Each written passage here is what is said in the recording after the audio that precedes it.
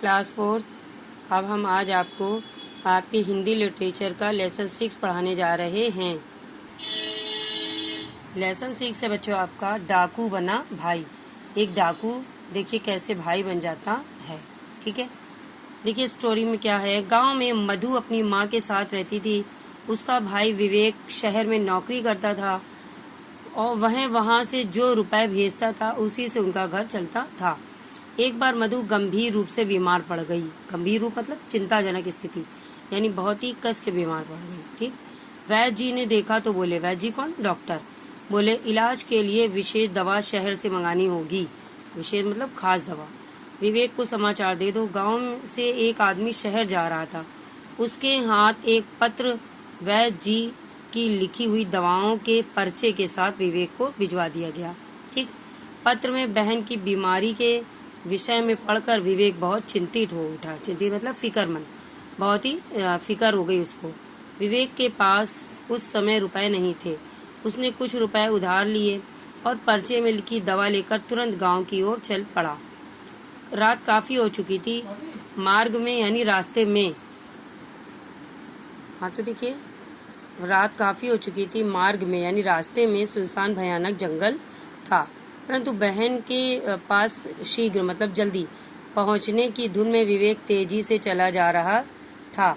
एकाएक यानी अचानक उसने देखा उसे कुछ भयंकर डाकुओं ने घेर लिया। यानी कुछ डाकुओं ने घेर लिया। डाकुओं ने उसे पोटली मांगी, पर विवेक ने पोटली को अपने सीने से चिपका लिया और बोला, मैं इस पोटली को नहीं दे सकता, इसमें मेरी बीमार बहन की दवाइयाँ हैं।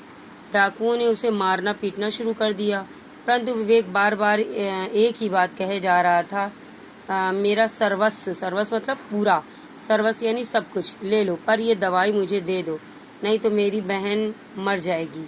डाकुओं की मार से घायल विवेक यह कहते कहते जमीन पर गिरकर बेहोश हो गया। डाकुओं का सरदार था मंगल सिंह। उसने पोटली खोली तो वह चौंक गया। पोटली में कुछ रुपए, काम चलाऊ कपड़े तथा कुछ दवाइयाँ थी। मंगल सिंह चिंता में पड़ गया।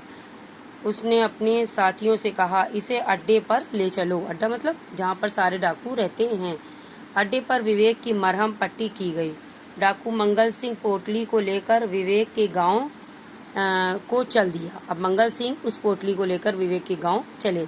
मंगल सिंह सूर्योदय यानी सूरज निकलने से पहले ही विवेक के घर पहुंच गया। मधु की हालत गंभीर थी। वैद्य जी चिंता में डूबे थे। वैद्य जी और दवाइयों की प्रतीक्षा यानी इंतजार कर रहे थे। मंगल सिंह ने दवा देते हुए कहा, विवेक एक जरूरी काम में फंस गया है, उसने ये दवा भेजी है। विवेक की मां ने मंगल सिंह से विवेक के विषय में पूछा और मंगल सिंह को रुकने के लिए कहा। बहुत जरूरी काम में कहकर वह चलने लगा। उसने दी चलते हुए विवेक को भी तो उसकी बहन का हाल बताना है, यह वह चिंता कर रहा होगा। मधु भी भाई से मिलने के लिए बेचैन होने लगी। भाई के लिए बहन की ममता देखकर मंगल सिंह का हृदय यानी दिल पिघल गया और उसकी आंखें भर आईं। अब देखिए क्या हुआ कि मंगल सिंह ने अपने अड्डे पर वापस लौटकर विवेक से माफी मांगते हुए कहा, अब तुम घर जा सकते हो, तुम्हारी बहन ठीक है। जब तुम्हारे घर वाले तुमसे मेरे बारे में पूछे तो मेरा परिचय डाकू के रूप में बता सकते हो। ठीक है ना बच्चों। मंगल सिंह को ऐसा व्यवहार देखकर विवेक की आंखें भर आईं। उसने मंगल सिंह को गले लगाते हुए कहा, मेरे साथ चलो, तुम भी मेरे साथ चलो। अब मधु के एक नहीं दो भाई हैं और दोनों आनंद में डूब करके चल दिए। वहाँ उनकी जो बहन थी वो प्रतीक्षा कर रही थी। इस विश्वास और प्रेम को पाकर मंगल सिंह ने डकैती के धंधे को त्याग दिया, यानी कि चोरी छोड़ दी। ओके बच्चों, अच्छी लगी ना कहानी।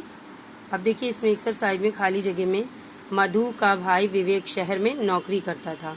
विवेक ने कुछ रुपए उधार लिए थे। मार्ग में सुनसान भयानक जंगल था। डाकू मंगल सिंह विवेक की पोटली लेकर उसकी गांव चला। फिर मंगल सिंह ने डकैती का धंधा त्याग दिया। ओके बच्चों। अब देखिए किसने किससे कहा, इलाज के लिए विशेष दवा शहर से मंगानी है, ये किसने कहा था? वैद्य जी ने माँ से। फिर देखिए इसमें मेरी बीमार बहन की दवाइयाँ, ये किसने कहा था? विवेक ने मंगल सिंह से। तीसरा है, विवेक को भी तो उसकी बहन का हाल बताना है। ये किसने कहा था? मंगल सिंह ने माँ से। ठीक है, तुम भी मेरे साथ चलो। अब मधु के 2 भाई हैं। ये किसने कहा था? विवेक ने मंगल सिंह से। ओके बच्चों, अब हम लोग मैचिंग करते हैं। मधु अपनी माँ के साथ रहती थी। विवेक शहर में नौकरी करता था। मार्ग में सुनसान भयानक जंगल था। पोटली में बीमार बहन की दवाइयाँ थीं और मंगल सिंह का हृदय पिघल गया। ओके बच्चों, लेसन अच्छा लगा आपको? कहानी अच्छी थी ना? ठीक, ओके।